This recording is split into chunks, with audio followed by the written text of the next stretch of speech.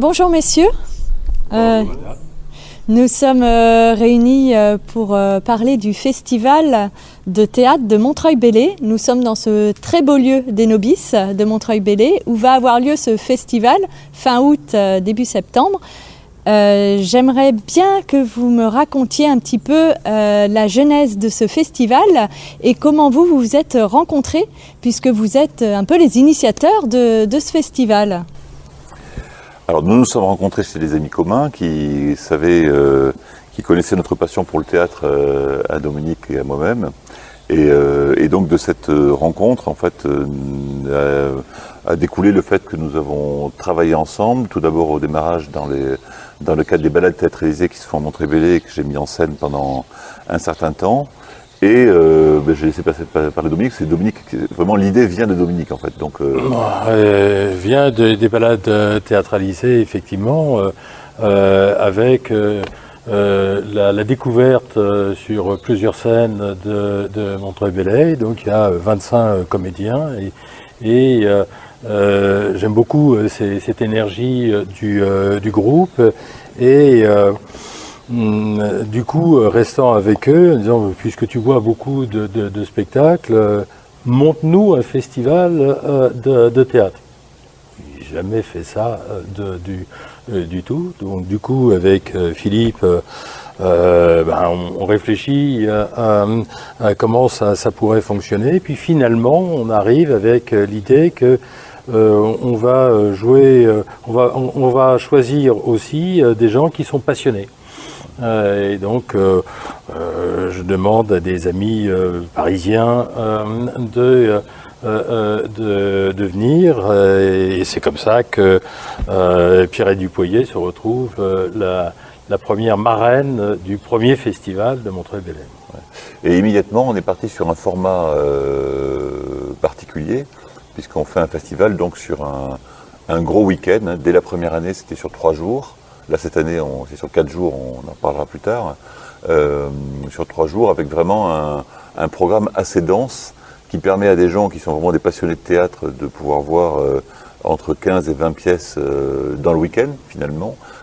Et évidemment, pour des personnes qui ne souhaiteraient pas voir ou qui ne sont pas capables de voir 15 ou 20 pièces dans le week-end, de pouvoir picorer dans le programme que nous proposons. Mais dès la première année, il y a déjà un certain nombre de passionnés, alors bien sûr des amis ou des relations que nous avons, mais qui viennent de toute la France, peut-être assez loin, et qui viennent pour voir les 19 pièces de la première programmation. C'est très impressionné. Ça, on ne pensait pas que c'était possible. Alors, vous avez parlé de Pierrette Dupoyer qui était la marraine de la première édition. À la deuxième édition, vous avez eu un autre parrain, Jean-Michel Ribes, et cette année, nous avons donc un autre parrain, donc qui est Jean-Pierre Bouvier. Est-ce que vous pouvez m'en dire un peu plus sur ce nouveau parrain ? La rencontre avec Jean-Pierre, vas-y Philippe. Oui, alors historiquement, en fait, on est très lié avec Pascal Monge, qui est mon metteur en scène dans Love Letters, que Dominique connaît depuis très très longtemps par ailleurs. Et qui est le président de l'association de la régie théâtrale, donc à Paris, et qui a passé toute sa vie dans tous les rôles et les fonctions du théâtre, et qui nous dit demandez à Jean-Michel Ribes parce que pour le deuxième festival, ça peut fonctionner. Et puis après ça, le lien se faisant avec le Brigadier, on rencontre Jean-Pierre Bouvier. Oui. Alors donc le prix du Brigadier, c'est un prix qui est donné en fait chaque année dans un cadre assez professionnel et qui a lieu donc au Montparnasse à Paris. Et à la fin de la remise du prix du Brigadier, j'ai croisé par hasard vraiment Jean-Pierre Bouvier qui était tout seul dans son coin en train de tapoter sur son portable. J'ai été le saluer. Il se trouve qu'il connaît très très bien Isabelle Bucaille, qui est ma partenaire donc dans Love Letters et avec lequel il a commencé sa carrière en fait en prenant des cours chez Périmoni à Paris. Et donc j'ai été lui donner des nouvelles d'Isabelle, et puis de là on a commencé à discuter, on a parlé de festival. Il se trouve qu'il adore les festivals, donc très rapidement, on va dire que c'était bouclé en 5 minutes de discussion. On savait déjà qu'il viendrait déjà au festival de Montreuil-Bellay, parce que c'était vraiment une rencontre avec quelqu'un de passionné et de charmant et de très disponible. Et donc assez rapidement, en fait, on a convenu ensemble que ce serait un excellent parrain, qui est d'une part quelqu'un de très respecté dans la profession, avec une grande carrière, quelqu'un qui est aussi très reconnu en tant qu'enseignant, enfin en tant que passeur en fait de sa pratique. Et on a pensé que ce serait très intéressant de l'avoir comme parrain de notre petit festival de Montreuil-Bellay. Voilà. Un témoignage de sa disponibilité, il va faire l'ouverture le jeudi soir, bien sûr avec la présentation du parrain, mais aussi un premier spectacle avec Nicolas Vaud aussi, et il fera la clôture magnifiquement le dimanche soir. Voilà. Et pour les personnes qui seront là pour l'ensemble du festival, en fait, ils auront l'occasion de le croiser tout le long parce qu'il sera là pour l'intégralité du festival. Il verra les pièces, il interviendra régulièrement, enfin bref, voilà. Il sera interviewé par Dominique, mais au-delà de ça, je pense que chacun aura l'occasion d'aller lui poser des questions. C'est quelqu'un de très, très ouvert, très disponible, vraiment.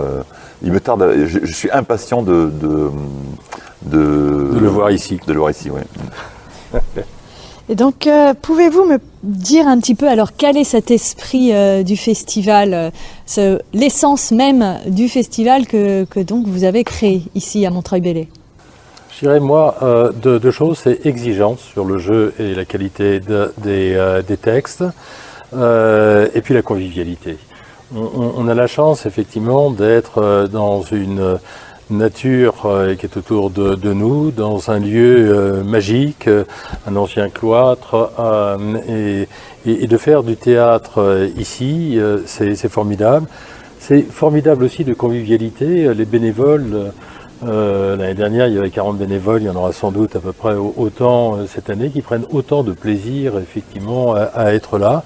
Et donc, le public, les troupes, les comédiens, les bénévoles, et tout ça fait une convivialité et permet de partager la passion du théâtre. C'est dans le cadre donc de l'association d'Azur et d'Or, en fait, qui est une association qui est ancrée ici, évidemment, à Montreuil-Bellay, qui gère plusieurs événements, puisqu'il y a aussi donc les balades théâtralisées qui existent depuis maintenant une dizaine d'années à Montreuil-Bellay dans ce même cadre, et Musique à la demeure, qui est un petit festival qui a lieu tout le long de l'été, avec de la musique qui est donnée dans les jardins de Montreuil, voilà.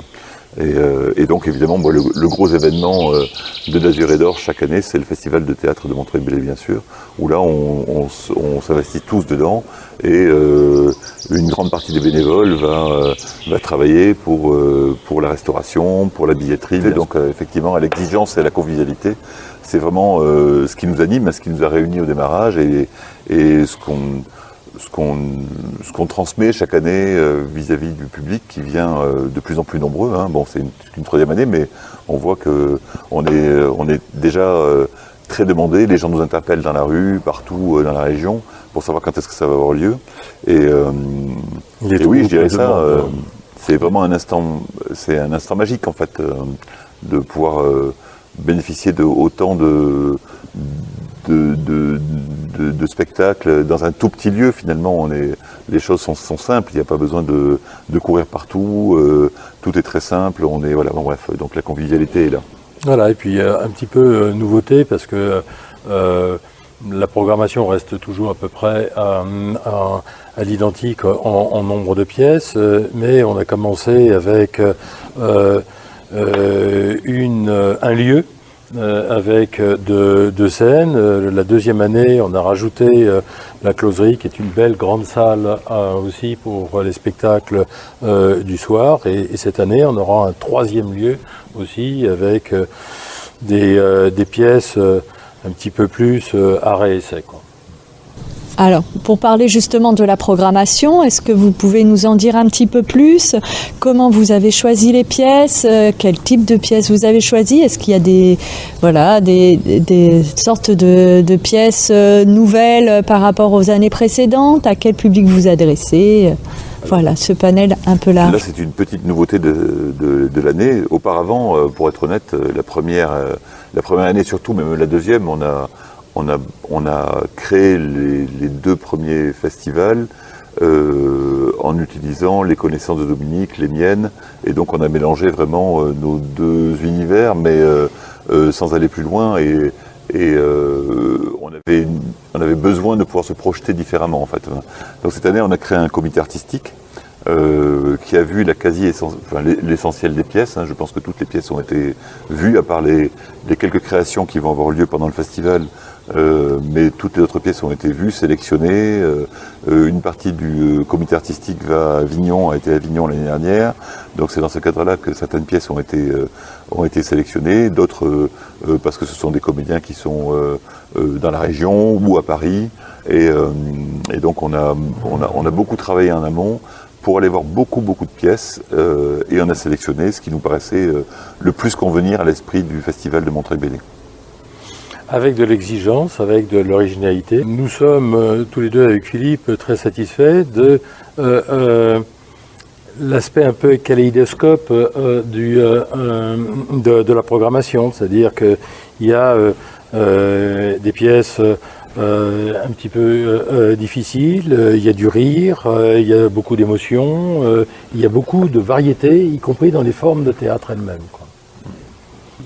Ce festival représente donc quelque chose d'important. Quel est le soutien que vous avez trouvé ici à Montreuil-Bellay pour créer ce festival?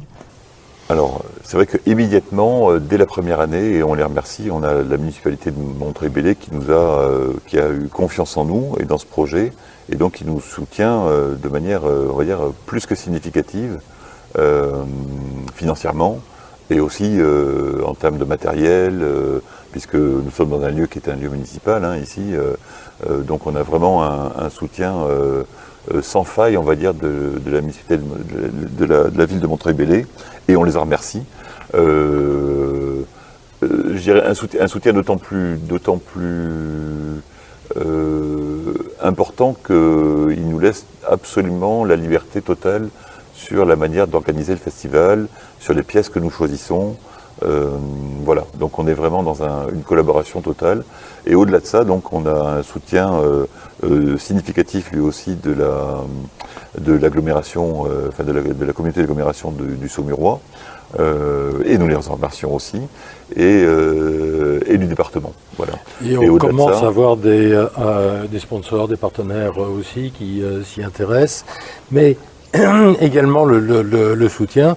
C'est le soutien du public qui vient et qui s'intéresse effectivement à ce jeune festival.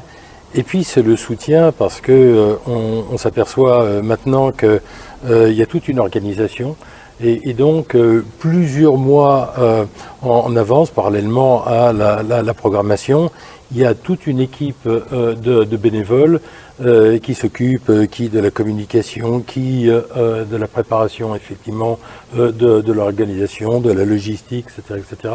Et ça, c'est un soutien énorme, quoi. C'est ce que j'allais dire, c'est ce qui nous permet de pouvoir finalement avoir un budget où l'essentiel quand même de nos revenus, c'est le public. Et c'est ça aussi qui nous permet d'avoir la liberté de proposer ce que l'on souhaite en fait. Et ça, c'est grâce vraiment au travail des bénévoles qui travaillent tout le long de l'année, sans quoi on n'arriverait pas évidemment à boucler un budget. Et pour parler justement du public, les pièces s'adressent à quel public? Quel public voulez-vous venir voir ici à Montreuil-Bellay? Alors, tout le monde. Tout le monde. Évidemment, il y a différents types de pièces et dans la programmation, si on peut en parler rapidement, on ne va pas tout dévoiler parce tout sera évidemment donné, mais le jeudi soir, on va donner un Molière qui sera vraiment accessible à tout le monde et que j'encourage les gens à venir le voir. C'est Georges Dandin, c'est une pièce qui est moins connue mais qui est très dynamique. Je pense que les gens vont beaucoup rire et les comédiens qui jouent cette pièce sont des spécialistes du théâtre de Molière, donc vraiment c'est quelque chose qui va être certainement très intéressant à voir. Donc ça c'est vraiment ouvert à tout le monde. Le dimanche à 19h, il y a une pièce de Sarah Kane qui est donnée. La pièce de Sarah Kane, évidemment, est plus moins accessible, on va dire.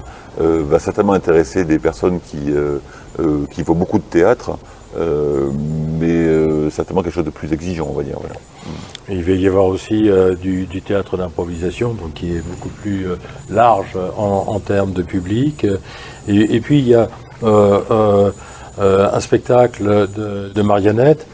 C'est pas de marionnettes pour les enfants, c'est à partir d'un texte de Garcia Lorca et tout, et donc c'est plutôt effectivement pour peut-être des étudiants, des adolescents, mais plutôt effectivement un public un petit peu plus averti.